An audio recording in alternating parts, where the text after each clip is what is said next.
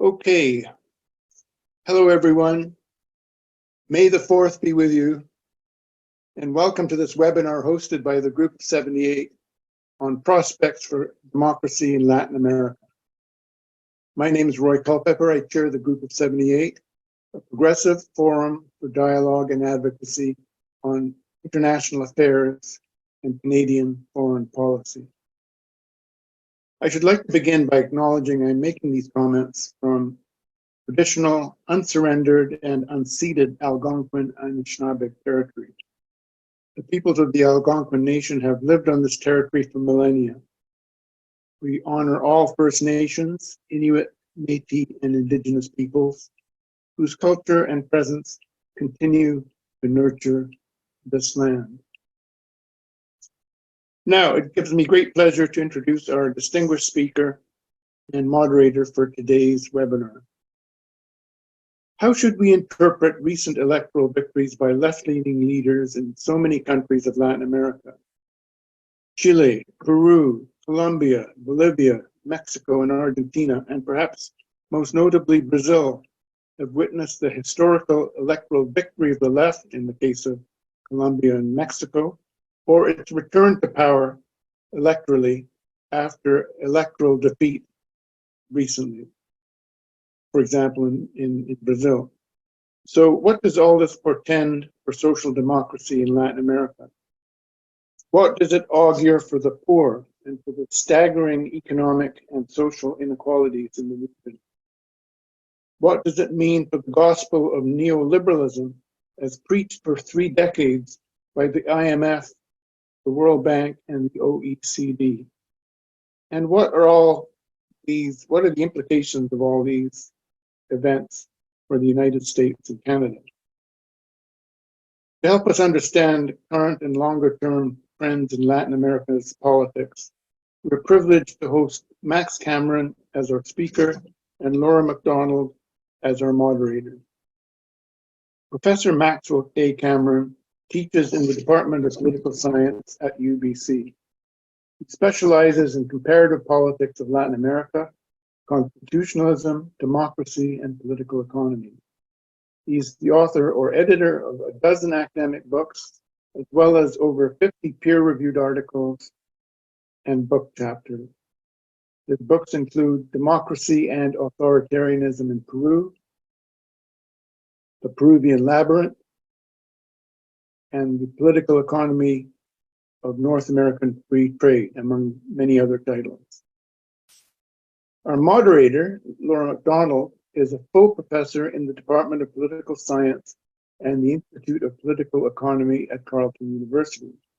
She has published numerous articles in journals and edited collections on such issues as the role of non-governmental organizations in development, global civil society, social policy and citizenship struggles in Latin America, Canadian development assistance, Canada-Latin American relations, and the political impact of North American economic integration.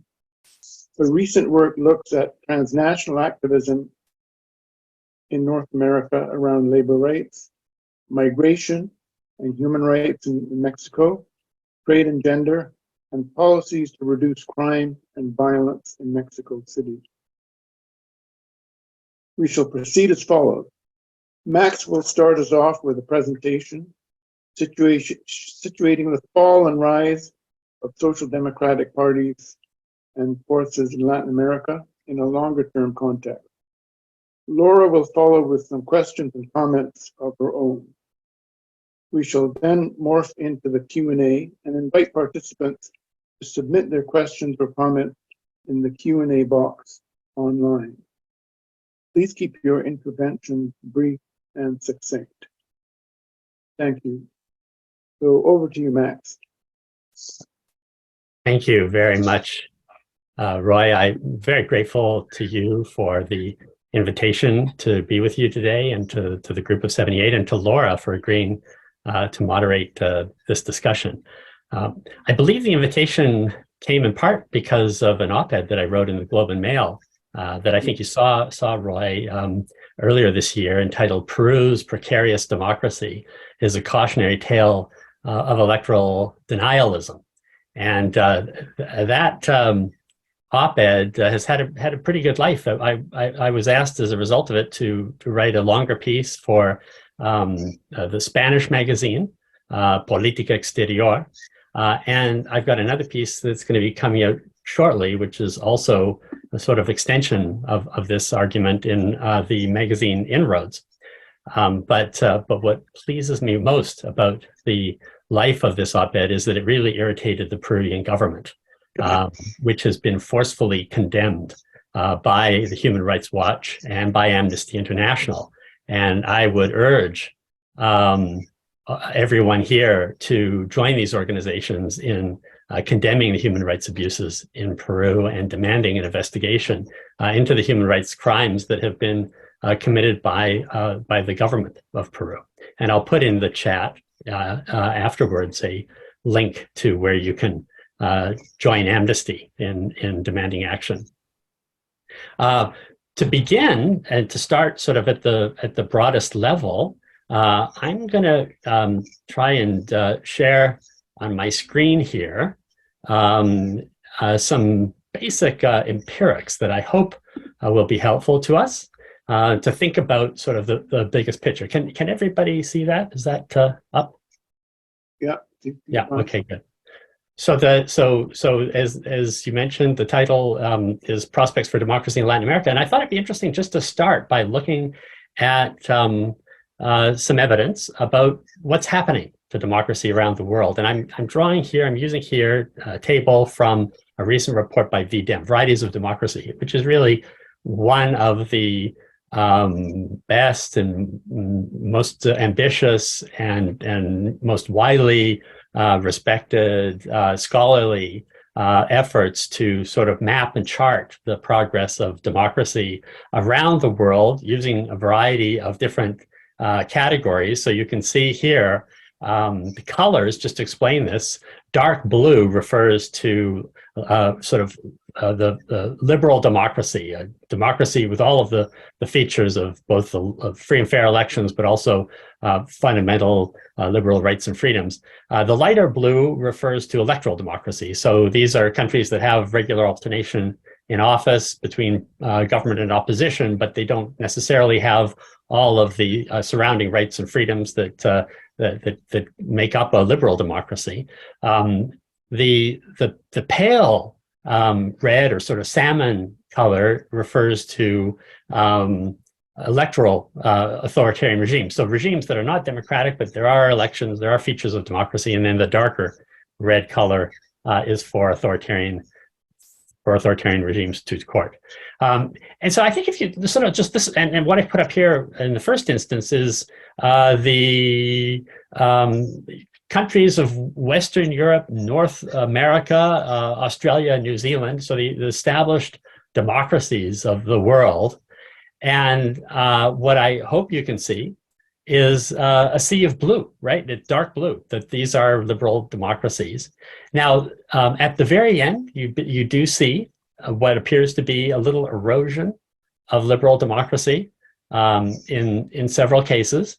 Interestingly, Canada, interestingly, not the United States, which I think, to me, at any rate, raises some questions about the coding of this data. This is subjective data. These are opinions of experts.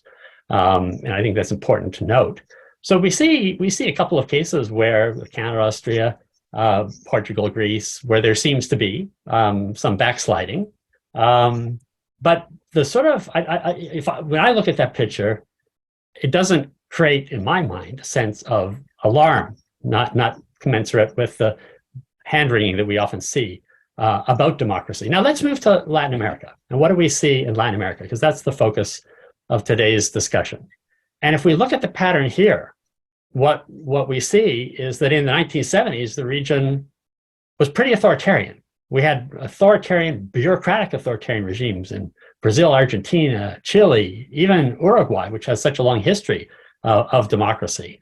Many countries were not democratic. Of course, this includes Cuba, but it includes many Central American countries as well. We think of this, the conflicts there And then starting with the 1980s, we begin to see the transition to democracy occurring in Latin America, right?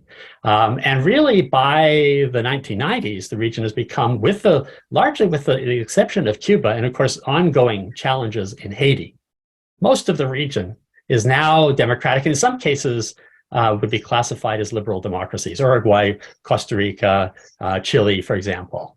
And it does appear that in some sense, the high watermark for the region in terms of transitions to democracy is around 2001, which incidentally is the year that the Inter-American Democratic Charter is signed, negotiated partly in response to the crisis that had occurred in Peru with the Fujimori autogolpe in 1992, which led to the kind of a shift toward authoritarianism, toward electoral authoritarianism in Peru in the 1990s. Now, there's some erosion in more recent years. There's no question about that. In particular, very worrisome to see the situation in Venezuela, in Nicaragua. Cuba continues to be a non-democratic regime. Haiti continues to have very serious governance challenges.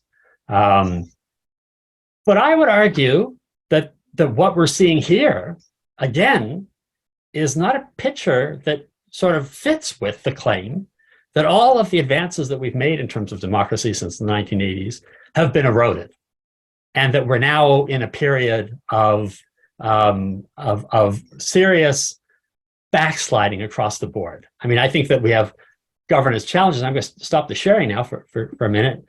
Just go back to my remarks. I think what we're seeing here is that Latin America has, for the most part, embraced democracy and struggled to transform electoral democracies into liberal democracies. And that, I think what's really striking about the region is not that there's a lot of backsliding, that the region is returning to authoritarian rule, but rather that the region is really struggling with how to deepen and improve the quality of democracy, how to transform electoral democracies where we have more or less free and fair elections, we have alternation in public office, but we don't have a high quality of democracy. And that's what motivated the decision to write the book that we've just published, Challenges to Democracy in the Andes, Strongmen, Broken Constitutions, and Regimes in Crisis, just published last year with Lynn Reiner. And what we're trying to do with this book is to say, you know, if we start with the assumption that Latin America, at the time of the transitions to democracy, was on a trajectory to becoming a region of liberal democracies, if we go back to that kind of moment of hubris at the end of the Cold War, when we believed, or some of us did, that the embracing of markets, the negotiating of free trade agreements, the shift away from the economic policies of protectionism toward free markets, combined with the transitions to democracy, this was going to lead the region to become a region of robust liberal democracies across the board, that this was a kind of almost an inevitable sort of process. And that argument was overly optimistic. And many of the people who today are saying, well, we're in crisis, liberal democracy is failing, it hasn't delivered, are precisely the people who were so optimistic during the period of the transitions, in terms of their believing that what we were seeing was that the region was going to start to look more and more like Western Europe and North America, that they represented the future for the Latin American region. And we're trying to push back against that with this book. We're trying to make the argument that actually was made many years ago by Guillermo O'Donnell when he wrote his magnificent article on delegative democracy. Latin America is not becoming like Western Europe and North America. Democracy is going to look different in the region. He called it delegative democracy. These were democracies in which you had elections that were by and large free and fair, But those who came to public office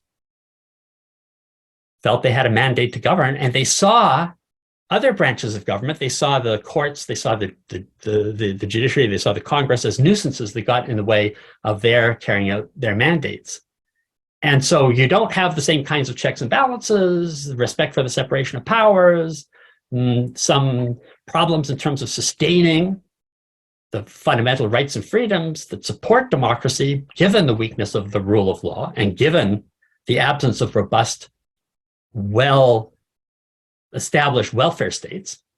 And so the kind of democracy that you're going to get in the Latin American region, he argued, was going to look more like a delegative democracy rather than a liberal democracy. And we're trying to go back to that argument, and we're trying to make the case that what we've seen since the transitions to democracy have been, in the first instance, we saw the autogolpe of Fujimori and a copycat autogolpe in Guatemala.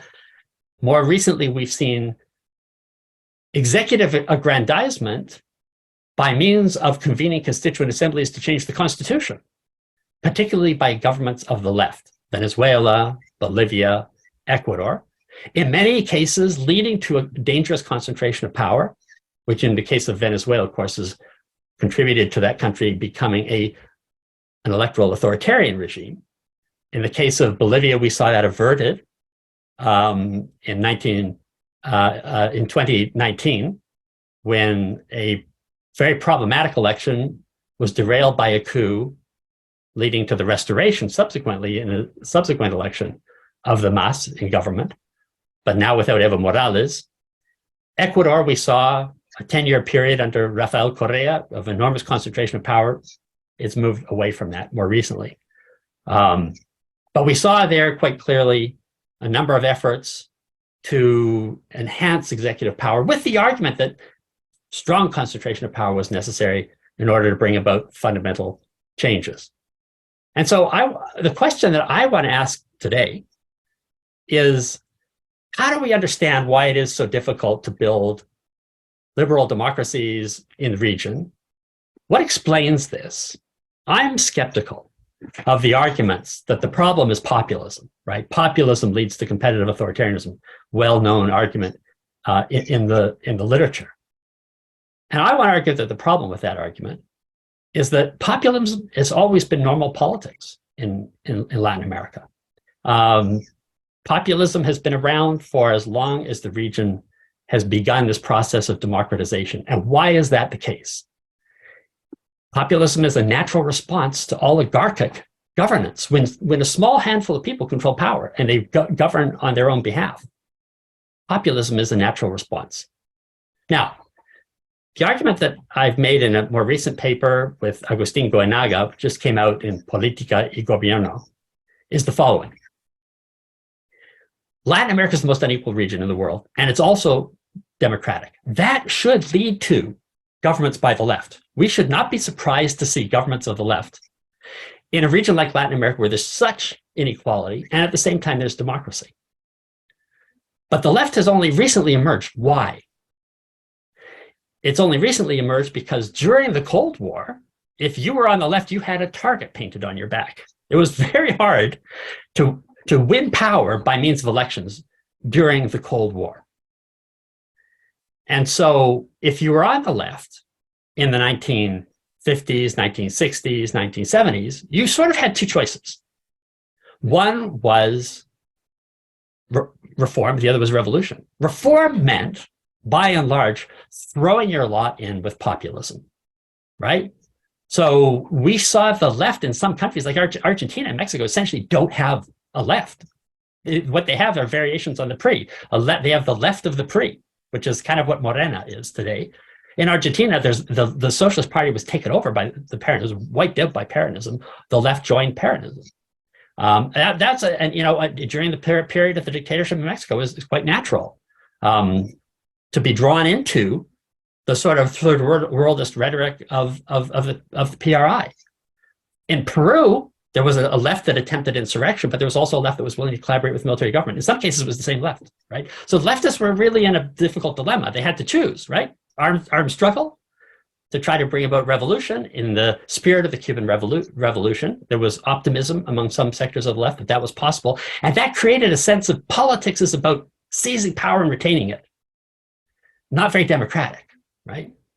Now, with democracy, suddenly there's an opportunity for the left to just become a normal part of politics, to enter into alternation in public office, to run for office, win, maybe lose, try again, win. That's what we've seen. Roy, you just mentioned Brazil. What's interesting about Brazil, Lula running, stepping down at the end of his constitutional limits, his successor being deposed, really problematically, him being sidelined legally, but then coming back and winning. So the left is emerging and establishing itself as a major political force in many countries in the region, right? Not in all. And Peru is one of the countries where that hasn't happened. And until recently, Colombia. And what's the common theme between those two countries?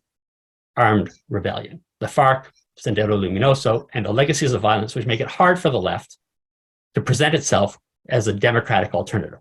So in most of the region, the left is becoming more democratic. In most of the region, democracies are accepting that the left is an established part of the political process, but not in all.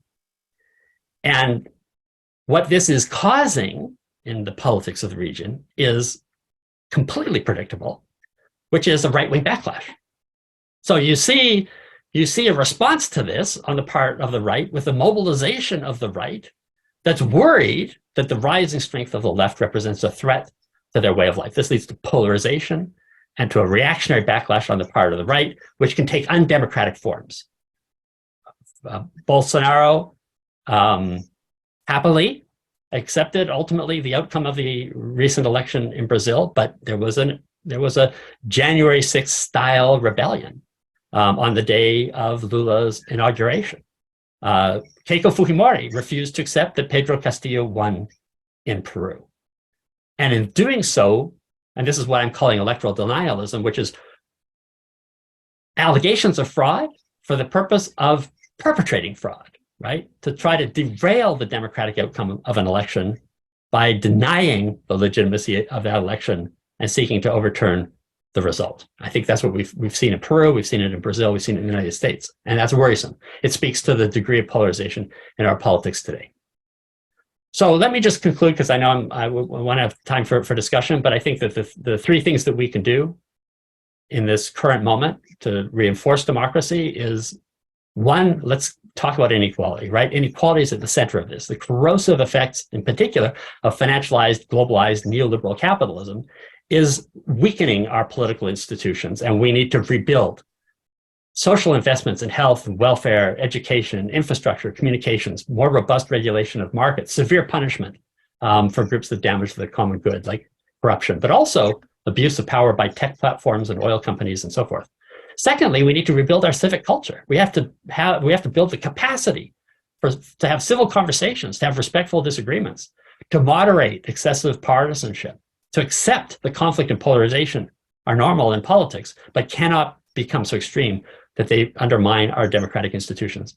And finally, I think at the international level, we need to reinforce the global community of democracies, working with other democracies, not to exclude non-democracies. I don't believe in divide and rule, but rather to strengthen our democratic allies and support them. And, for example, one of the things we can do, there's going to be a debate shortly in the Permanent Council of the OES on the Inter-American Democratic Charter. And so I think that there are ways that we as a country, as Canada, can help to reinforce democracy globally. So I'll stop there so we have a chance for a conversation. Thanks very much. Thank you very much, Max. Laura, over to you. Great. Thanks so much. Thanks to Roy for the invitation, and thanks to Max for sharing with us his always fabulous work.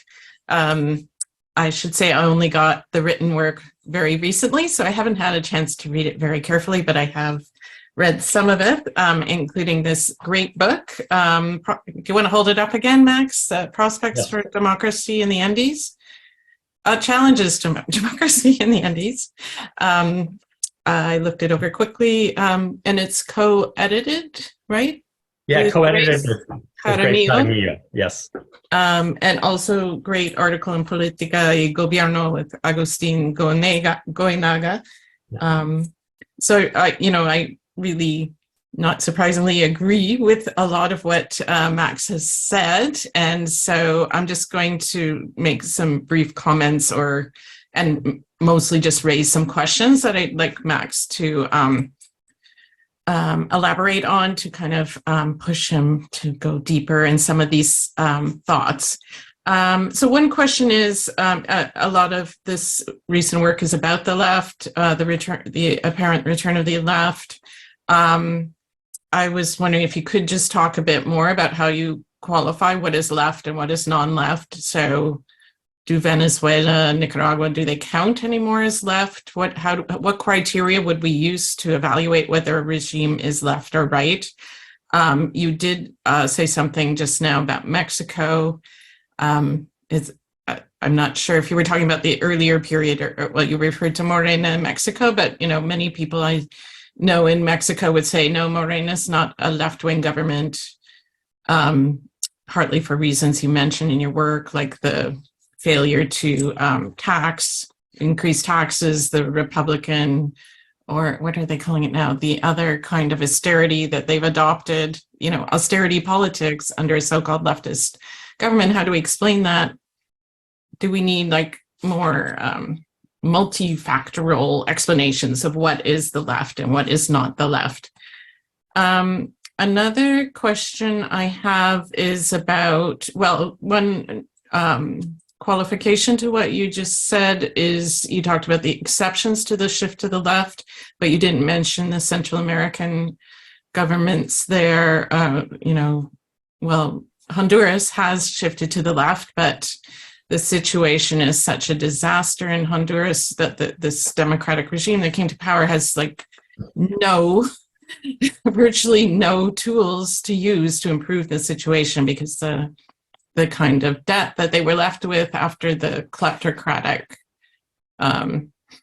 regime left power and left the new government with kind of the shreds of a country after this country had been devastated by the types of violence that was experienced there. But Guatemala, you mentioned Guatemala, for example, which is a major exception as well. So I'm just wondering, if there's something more that needs to be added about countries that experience this profound violence, like Mexico as well. Mexico looks okay if you look at that chart you showed. Things look pretty okay. There's an alternation in power.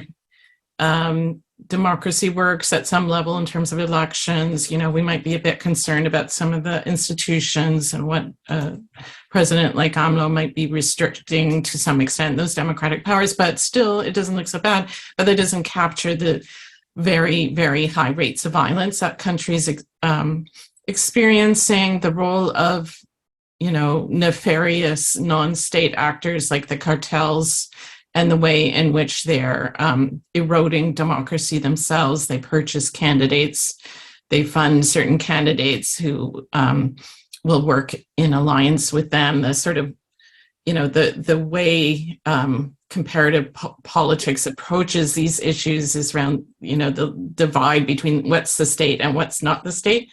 But that's very difficult to establish in a case like Mexico or Guatemala or Honduras, where these non-state criminal gangs, which are transnational in character, they cross borders, and they're able to erode the power of the state so systematically and horribly, with such devastating impacts on the capacity to govern democratically and to respect human rights.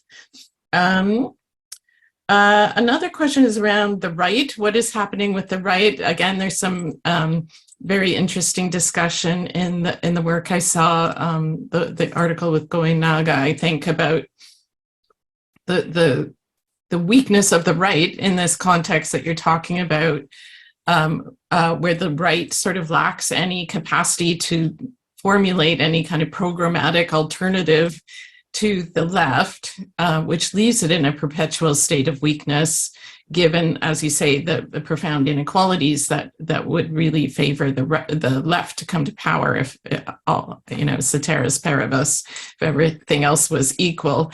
the left should be in power like all the time because of this inequality. So the right comes in sometimes for various reasons, but doesn't know what to do other than to engage in these discursive attacks on feminists and gays and lesbians and trans people. And there's this like growing hatred fueled discourse against certain identity groups, Indigenous people, Black people, et cetera, because the economic program that they presented for so long has just failed dismally and lacks credibility, especially in the current global economic context where we see a shift away from neoliberalism, even in countries like the United States. So what can we expect? Can we see the right coming back with some kind of real alternative that's not just based on hate? Is there another economic model that might save them from themselves? I don't know.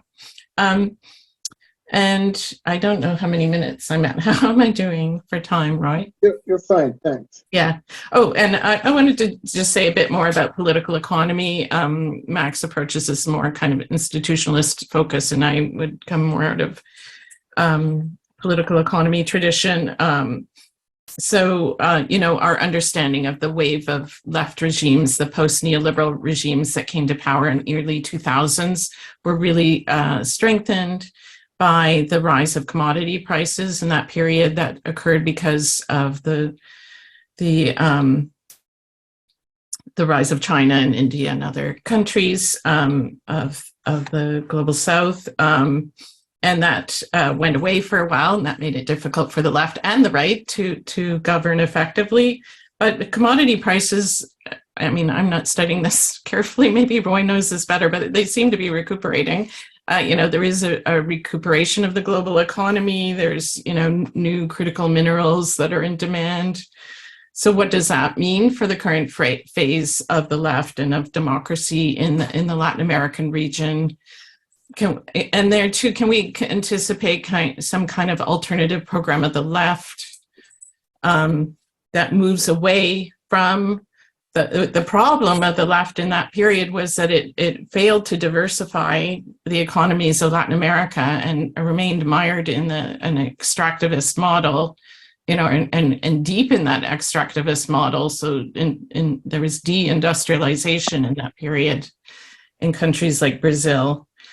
And surely, the left recognizes this. So can they? Can we think about how a social democratic alternative could be built on a kind of neo-structuralist or some other kind of economic model that moves away from the heavy reliance on extractive industries, which, ultimately I agree with Max that's, we need economies that have both, stronger economies, more able to distribute wealth, and level out the deep inequalities that characterize the region that are largely responsible for the weakness of democracy. Is there any chance of that? Sorry, these are big questions, Max. I'm just raising them. I was just going to say something else. Oh, yeah, it was another issue that's raised by Max's work is the relationship with civil society, with something I've worked on for a long time. But there is this proliferation of social movements and social identities in the region that sort of moves away from the classic left-right actors that we've learned about when we studied comparative politics so many years ago. So the labor movement is weakened, but some governments, including AMLO's in Mexico, are trying to strengthen the labor movement and strengthen labor rights, as is Lula in Brazil. But, how do you bring in indigenous groups, Afro-descendant groups into your coalition and give them real power and respect, recognizing that for the most part, the people who come to power under these somewhat fragile democracies are usually white, upper class or middle class men. who aren't very used to sharing power. And I just wanted to raise this issue about where do we go from here in terms of the global system or the region of the Americas. Max talked about the OAS, but it seems to me the OAS, from my perspective, has been not very credible, not very strong, and lacks support from many of the crucial governments of the region at this moment. And we also have this phenomenon that the US has just convoked the Americas Partnership for Economic Prosperity. I don't know if anybody knows that that exists. I'm sure Max does, but it's a new initiative that the US government is launching, which is not a trade agreement. It sort of sounds like the old free trade area of the Americas, but it's not based on it. It's not involving thus far, at least, trade agreements. So it's an effort to support well-being, economic security, sustainability, eliminate poverty, promote women's empowerment, diversity, sustainability, et cetera, et cetera. But it sounds very much like this club of democracies. And the members are Barbados, Canada, Chile, Colombia, Costa Rica, Dominican Republic, Ecuador, Mexico, Panama, Peru, and the US and Uruguay. So clearly is excluding countries that the US doesn't consider friends or democracies, or they have self-excluded as well. I'm sure probably they've been excluded. So I'm just wondering, what does that mean? We're supposed to, the government has asked us to respond to that initiative, the Canadian government. So I'm trying to formulate a response to that. So I'd be interested in any thoughts Max might have on whether that could be a useful way of approaching these issues. At least they've moved away from the idea that free trade, some kind of big free trade agreement for all the Americas would solve our problems.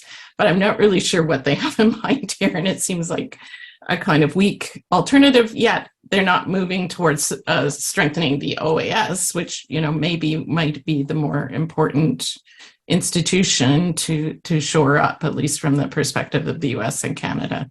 So anyways, those are a lot of big questions. I'm sure you can't answer them all, but I really appreciate your excellent work and look forward to more conversation about it. Thank you, Laura. Well, there's a lot to chew on there, Max. And we don't have a lot of people in our audience today, so we can keep the conversation going between the two of you. Max, do you have some quick responses to many of the things that Laura has brought up? Yeah, great. Thank you, Laura. That's such a rich menu of things to talk about. I really appreciate the great insights and some of these things more than I do. So I may, particularly with respect to how to grapple with AMLO, like what is AMLO? And this is something we really struggled with in our paper. I was fortunate to have a co-author who's a Mexican, so I had more confidence in what we were doing, because it is really one of the most tricky cases in terms of thinking about, is he a populist? Is he a leftist? What exactly, is AMLO? So on the question of the difference between sort of what is the left versus what's populism, I think of the left as being a political force that's committed to egalitarianism, that is prepared to use government to try to achieve social outcomes, and is typically an expression or an articulation of popular organizations, of the popular sectors, and populism historically in Latin America, excuse me, has always been a multi-class movement, typically led by a charismatic leader that seeks some form of redistribution within the context of policies like import substituting industrialization. That's kind of the classic understanding of populism in the 1930s to the 1960s. And one of the things that happened in the literature in political science in the 1980s and 90s was we began to sort of say, well, hang on, populists don't have to be tied to a particular economic program. Populists can be neoliberal. And we looked at Menem and Fujimori and Salinas and suggested maybe these were populists too. They weren't pursuing the agenda of industrialization, of import substitution, of protectionism and so forth. They were embracing markets, but they were all still using a kind of a rhetoric of the people particularly the least organized, particularly those who were not in any way privileged, like organized labor. Right? The argument was, organized labor was actually a vested interest, and these groups tried to mobilize neighborhoods, informal sector folks, and so forth into a kind of a large coalition that actually was embracing free markets and neoliberal policies.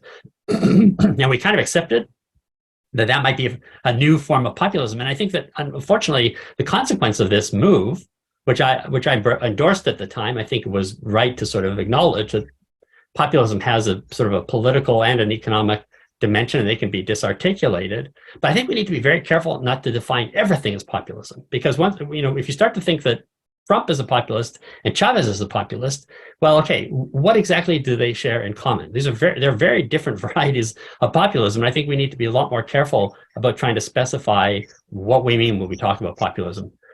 So I move away from this idea. It's just a thin ideology in which the people see their interests as opposed to. I think if we're going to talk about populism, the critical thing to talk about is inequality and oligarchic tendencies in politics that populism is the natural response to. So you see populism emerging to the degree that those in power are not concerned with the interests of the people as a whole, and so that's what gives birth to this tendency toward populism. And I just a couple of thoughts on some of the other things that you said that are sort of related to this. Violence, I think it's really critical, and one of the arguments that Augustine and I try to make is repression is critical in shaping the evolution of politics in the region. And violence has, I think, two critical effects. One is it demobilizes people, it undermines citizenship, the capacity for citizenship. But the other thing it does is that it's an instrument that if it's available to government, allows it to postpone changes that ultimately are going to come back with greater fervor and greater force. And so, but if you've invested in violence as a solution to social demands, and those social demands reappear, and now you've invested heavily in it, the response is more likely to be repressive. And we really see that in Central America. And countries that have had strong armed movements, and we see this in Peru. I mean, I think part of the reason why the Peruvian government responded the way it did to the protests after Castillo was impeached was it doesn't have a capacity for articulation and for organization, for arguing and for convening people and negotiating solutions.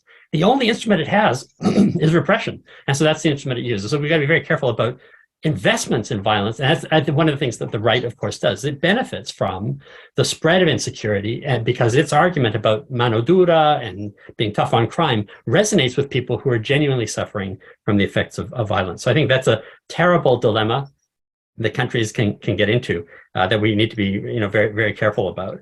Let me just say one thing about indigenous, and I can't recall whether I did the land acknowledgement myself at the beginning, but I should have said I come from, if I didn't, I should have said I come from Coast Salish territory. I think it's so important, and I'm glad that Roy did the land acknowledgement at the beginning on your side of the country.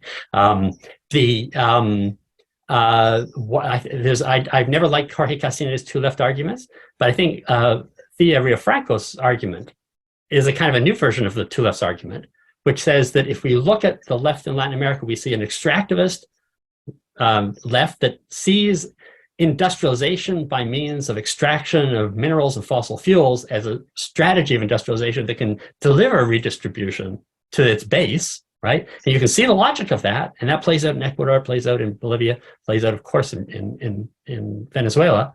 But there's also a left that's emerging, which is a indigenous left, conservationist left, a environmentalist left, a left that embraces the idea of buen vivir, that we need to find ways of living in harmony with each other and with nature. And I think that is a promising development, and it's great to see that getting written into constitutions. We saw that in Chile with the attempt to write a new constitution would have some of these features. I think that's something the left should continue to do. As to social democracy, you both mentioned social democracy, and I've always believed that is the best path forward for democracy and for living in a flourishing society. to have and that's, the sort of prescriptions I suggested at the end were to that point. Latin America is a long way from social democracy, right? We know in Canada, it's hard to sustain a social democracy in neoliberal times in the context of globalization, where there are real problems of achieving full employment and taxing at a level that's necessary to support a welfare state, and doing that while sustaining economic growth. So if it's a challenge for us, if it's a challenge for the Scandinavians, it's going to continue to be a challenge in Latin America, where the inequality is greater and where the degree of organization of the popular sectors, especially after 3 decades of neoliberalism, is even lower. So we're going to see the continuation of populism. We're going to continue to see AMLOs.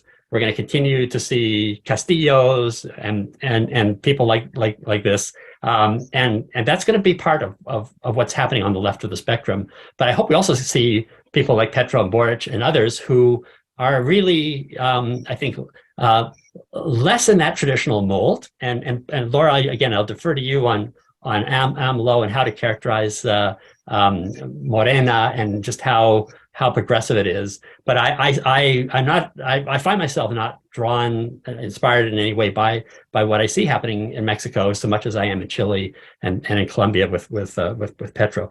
I hope that you're right, that the economic news is good enough for these governments to be able to sustain themselves, because they face very, very serious challenges, both in terms of holding together some kind of viable governing coalition, but also being able to actually deliver the goods in a way that makes them sustainable over time.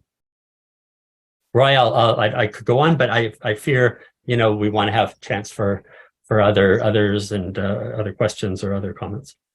Okay, thanks. Actually, I have a couple of questions of my own, if you don't mind me raising them at this point. We've got a couple of people who are in the Q&A queue, and we'll go to them next. Both of you have stressed the important and the corrosive nature of glaring inequality, social and economic. And I'm wondering if this is a ubiquitous issue, right? It's not particular to any particular country, but I'm wondering if it varies from country to country, and whether you can point to examples, or not to say models, where something has been done or attempted. I'm thinking of the Bolsa Familia, for example, in Brazil, which is often criticized. But how many examples like that are there? And is there a shelf of experience from which to draw if a serious attack on inequality is to be made? That's a great question, and I'll say a few things, and then maybe if Laura has something she wants to add. But one of the things that I think is really interesting is, and again, if you look back at the tables we were reviewing earlier, 3 countries really stand out in terms of the robustness of their democracies: Uruguay, Costa Rica, and Chile, with qualifications, Chile, right? And what is the common feature of these 3 cases? Small, relatively socially homogeneous, and marginal to the colonial enterprise. So in the colonial time, the colonizers, when Spain and Portugal colonized Latin America, they settled in the areas where you had the richest resources and the biggest populations. And there were places like Guatemala, Mexico, Peru, Bolivia, right? That's where the resources were that could be extracted, because this was a form of colonialism that was primarily extractivist. It wasn't settler colonialism so much, although there's some elements like that in other parts, like in Argentina and some of the more peripheral areas. And what we find in those smaller countries like Chile, Costa Rica, and Uruguay is that those highly repressive relationships, the labor repressive agricultural plantations and haciendas are not so prominent. You're more likely to get small holdings of coffee growers, for example, in Costa Rica, or you've got ranching in Uruguay and in parts of Argentina, and you've got social conditions that actually mean that these countries can build relatively strong constitutional governments, which could lay the foundation for something more like a social democracy. And of course, everybody always says, if you look back at Argentina at the turn of the century, in many respects, it looks like Canada. The difference that they're ignoring is precisely the Indigenous question and the violence of the 19th century, which has legacies for the 20th century in Argentina, which is quite different from what we saw, for example, in Canada. Not to say that the process of colonization wasn't equally violent with respect to Indigenous people in this country, but it's really striking to me that these kinds of countries have been able to build more egalitarian social relationships and more democratic politics. And the challenges have been greater in the countries where you see those historical colonial legacies and the continuation of colonial patterns, the reproduction of them over time. That's much harder to break. And so there you're more likely to get a strong clash between the popular sectors and the elites, and that can take the form of populism in one period. It might take the form of indigenous or class-based insurrection at another time, but it's much harder to build the kind of social democratic conditions that we're talking about as ultimately the way to get out of this oscillation between populism and oligarchy that ultimately does so much damage to democratic institutions. Thank you, Max. Laura? Laura, you're muted. Oh my God, haven't been doing Zoom enough.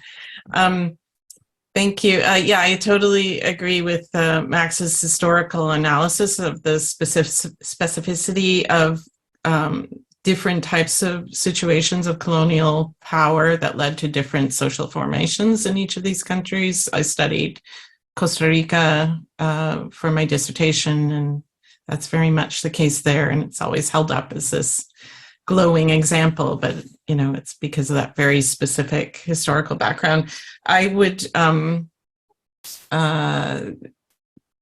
be somewhat critical of models like Bolsa Familia so the question is, what do we do now that we have these entrenched inequalities? Bolsa Familia and the similar program in Mexico, which had various names, but best known as Oportunidades, is their conditional cash transfer programs.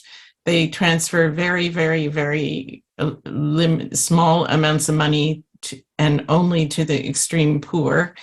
And they also rely on women's unpaid labor. So they go to the woman of the family, and she's expected to ensure that the kids go to school, even if the schools are terrible and so forth. So I think there's been a move away from that kind of model, although it's certainly still in place in many places, towards unconditional cash transfers, which are basically just social transfers.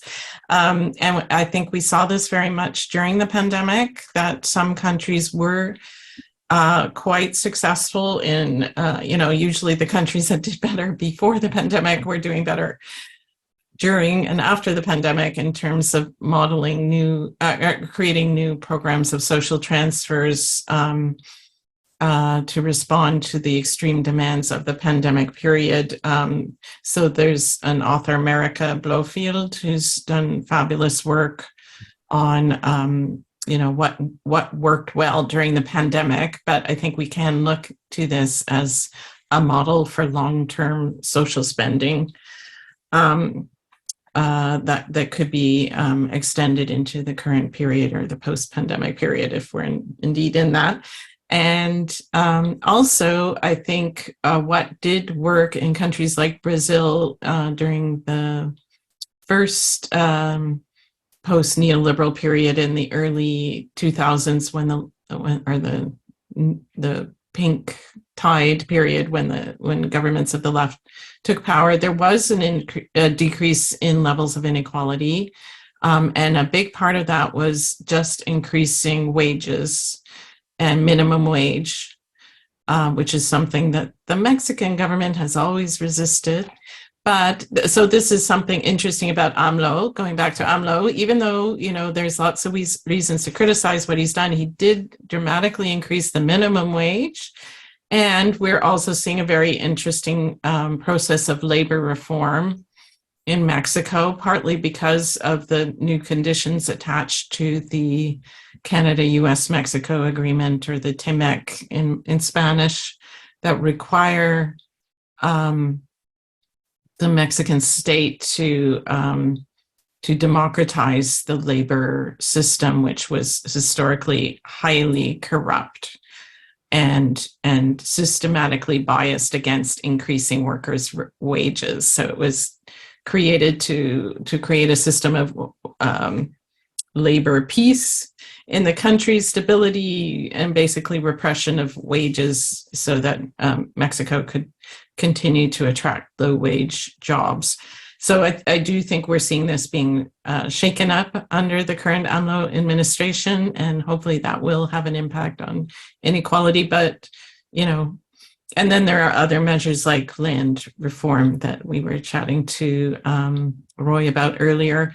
I put a link in the chat to a new issue, the NACLA report on the Americas. It's about the new left in Latin America. And I have an article in there with Jana Silverman, who's Brazilian, comparing labor reform under AMLO and Lula.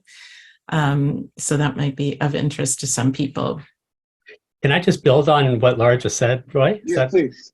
Because I think it's such a critical point that, you know, that the improvements in terms of equality in the period of the commodity boom when the left was in power in many countries was really labor market driven. It was more people earning more in the labor market, then one of the things you need to do is build the universalistic support networks to sustain that when the economy slumps, and that's I think one of the weaknesses of these kind of targeted programs. They're not universalistic; they're really targeted. They help with extreme poverty, but they're not going to hold people who've risen up into the middle class in the middle class when labor market conditions change. And I just you're so right, Laura, that you know, having robust labor market policy is critical, and that is one of the things I really like about AMLO. I remember when I first went to Latin America in the 1980s, I couldn't believe, I went to study labor politics, right? So I could go to Latin America to study trade unions, and I discover that most workers don't have trade unions. They don't have labor contracts. They're in the informal economy. And I thought that at the time that was because it was the lost decade, there was crisis, there was capital flight, and so people were being thrown out of jobs in the factory sector and into the informal economy. But you know, if you go back to Peru today, if you go back to much of Latin America, informality has remained very high. Why is that the case? I blame Hernando de Soto. I think that it's the neoliberal right which has said this will change with growth. And that's absolutely nonsense, because the pattern of development is based on the exploitation of cheap labor. If you want to end informal employment, you've got to regulate the labor market. You've got to insist that people have labor contracts. You've got to allow them to unionize. You've got to support minimum wage policies. You've got to regulate health, working conditions and provide benefits. And that's how you get rid of it. It takes government intervention. It's not going to happen spontaneously as a result of neoliberal economic growth, right? And so this is, again, to go back to Laura's earlier point about the right. The right is often reactive, resistant, denialist. It's in defense mode all the time. Even during the neoliberal period, it was unable to use the kind of intellectual hegemony that it had in this period to transform itself into a major political force with a sustained social base. And so it's always doubling down on extractivism, doubling down on exploitation of natural resources, and pushing growth at all costs, and dismantling wherever possible social programs that actually provide a way of moving toward a different development model that in the end would be good for a democratic right. It would be good for a business community that actually wanted to see the entire society lifted up, not just a small oligarchy of highly well-connected and influential economic groups. And so I think that's a really critical point that Laura's making about the labor market stuff. Okay, we're almost out of time. There's a couple of questions in the queue that we should pick up. Miguel Gonzalez, who brings greetings from York University, thanks both of the speakers for their insights.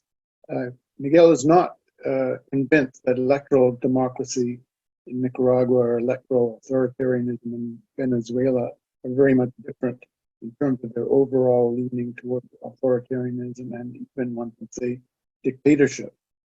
Even electoral democracy in the case of Nicaragua is a very benign label for a regime for which elections are repeatedly fraudulent. Any thoughts?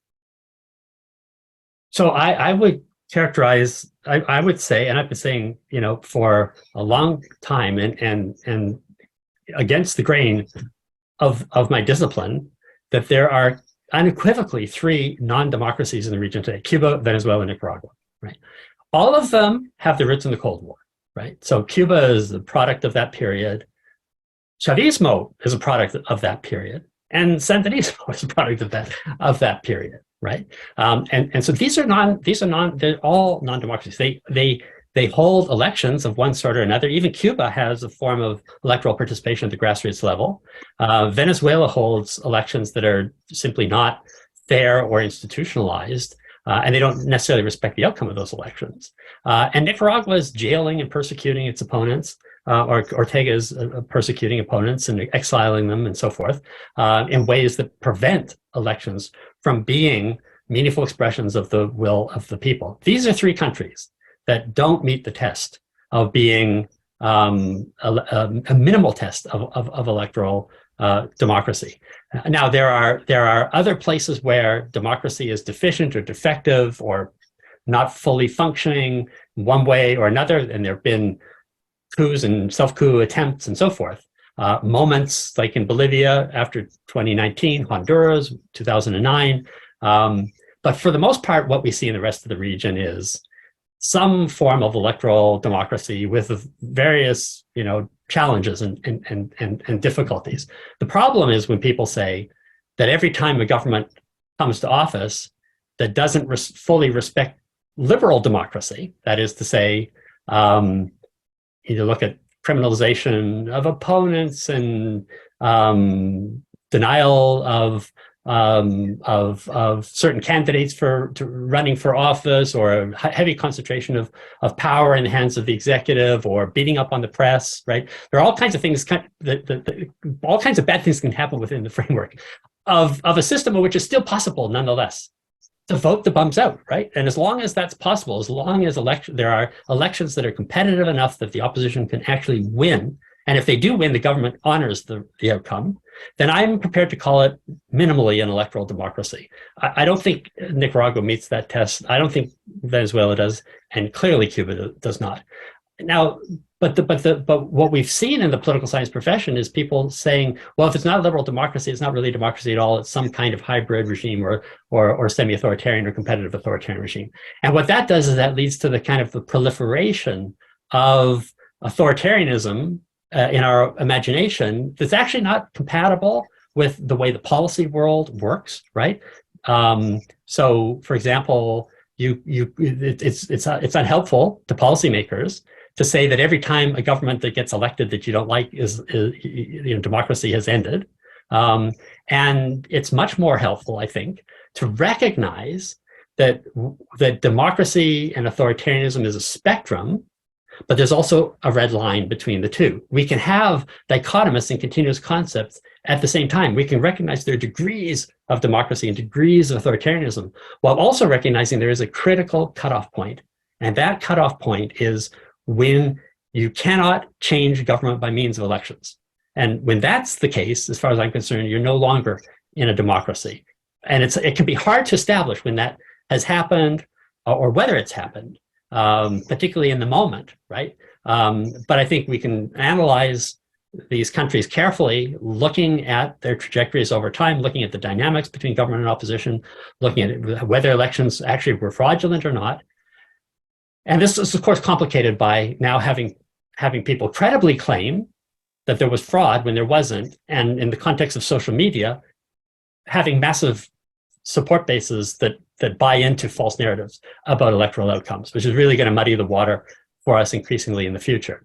So it's a complicated, thorny area, but I want to insist that, in my view, Nicaragua, Venezuela, and Cuba are non-democracies, and most of the rest of the region are either fully democratic or partially democratic. Okay, Mo Stephanie has raised a couple of questions, one of which I think you, Max, have responded to when they refer to the social democratic government in Chile as a model of regional economic success for other countries? Are the key lessons from Chile's experience? So that's the first question. The second refers to Obrador, AMLO, that is, and the recent shutdown of independent access of information. Is there any significance to this? Laura, maybe you're the expert on Mexico. Yeah, I can't say much about Chile except, yeah, what's happening in under Boric is really interesting and exciting, and hopefully we'll continue to see progress there. Yes, López Obrador has engaged in a series of moves that have concerned observers of that country and social movements, human rights bodies in Mexico are concerned about some of his moves, which are, fall into line with what Max was just discussing, tendencies of regimes to centralize power, whether they be on the left or the right, tendencies to centralize power, reduce the power of oversight bodies, and try to gradually sort of whittle away at the real content of democracy, even though they still, retain the trappings of electoral democracy. Mexico had an incredible access to information system. That was one of the reforms that took place, I believe, under Fox when he was elected in 2000. He undertook some important political reforms, like creating real access to information, like so efficient, like any Canadian political scientist would be jealous of the Mexican system. I still think it's like pretty good, but I don't think it was shut down altogether. I haven't looked at what's actually happened most recently with that body, but it has been really good, and that's been constrained. And also, there was a lot of concern about changes to the the INE, the National Electoral Institute, which was, again, a really important institution that was set up after the transition to democracy in Mexico. And AMLO has never really trusted that body because it denied him the election of 2006, which he believed he had won when he first ran for the presidency. And I think he was right that there were problems with what the INE did then, or it was then the IFE, that he probably did win that election. So you can't blame him for being, because it was very, very tight result. And anyways, you can't blame him for being skeptical. And you got to understand why actors on the left might be skeptical of the traditional institutions of liberal democracy, which often do seem to limit the capacity of the left to come to power, or to limit the power of the population to really influence what happens when elections take place. So, anyways, I would say yes, there are. In addition to those moves, AMLO in his morning press conferences regularly excoriates civil society organizations and claims they're acting, human rights organizations are acting to benefit the United States, or they're sort of representing foreign actors rather than the interests of Mexicans. There are concerning things going on. I do think it's still an electoral democracy. I think it's quite likely his party will come back to power because he is legitimately popular, not because he's manipulating democracy so much, but because he is very popular. And I would say my main concern about the AMLO administration is the way in which the military has been empowered under his administration, has been given important public works projects worth billions of dollars, to take charge of, like the Tren Maya, the Mayan train in the Yucatan Peninsula, the airport, etc.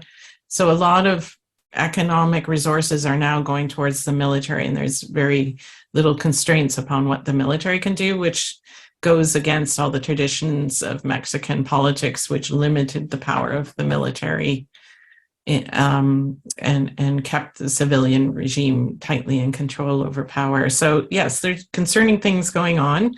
I am hopeful that, you know, after the next elections, we'll get a candidate who is less prone towards those types of personalistic, semi-authoritarian styles of behavior.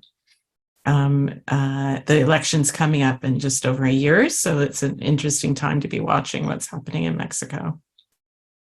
Thanks, Laura. Max, over to you for last thoughts or observations on any of the above. Yeah, well, just to add to what Laura was saying, I mean, I do worry about AMLO potentially politicizing the electoral institutions in Mexico. That I think, well, of course, I see the point that he may, in his mind, he may believe that he was denied the election in 2006. I was actually in the central square, the Zocalo in Mexico, when he proclaimed himself the legitimate president of Mexico. And so I remember that, how intense that struggle was. And many of my friends on the left in Mexico were persuaded that there was fraud. You know, I guess there's a question about that. Laura, you'd know better than I. But I would say that what's vital is, if you think the electoral institutions are not favorable to you, to invest in their integrity and to ensure that they are genuinely impartial, not to politicize them on your behalf. And I think that's the move that sometimes can be made by it can be by populists, it can be by leftists. You were asking earlier, or about, you know, sort of left-wing authoritarianism, and I meant, you know, I just mentioned 3 countries that I think are on the left and that are non-democratic, and that doesn't mean that there aren't right-wing authoritarian moves as well. The removal of Dilma from power, the way that Lula was blocked, the coup in Bolivia in 2009, in Honduras, what we've seen in Peru. The right can be undemocratic as well. And the only way to prevent that kind of politicization of institutions, because we also see in Peru today an effort by this conservative Congress, now empowered by having Dina Boluarte as president, using its position to try again to control independent institutions in the judiciary, in the electoral system. And I think that's very dangerous for democracy. Just to the point on with respect to Chile, I'm never a fan of sort of holding one country up as a model for others. What I think is interesting about what's happened in Chile is that Boric has the Chileans, not just Boric, because this started before he was elected. The path that the Chileans found to constitutional reform had many really great features. It took the process out of the hands, to some extent, of the politicians. It made sure that the process was about designing a new constitution, not concentrating executive power. And it came up with a beautiful constitution, in my view. Maybe a constitution that was too radical, too different for a fairly conservative polity to accept. And so it lost in a referendum. Pedro Castillo tried something similar, and it was archived immediately by the Congress. But the model of constitutional change now is, I think, no longer one of presidents convening constituent assemblies that they control, and then making those constituent assemblies do what the president wants to create institutions that strengthen executive power.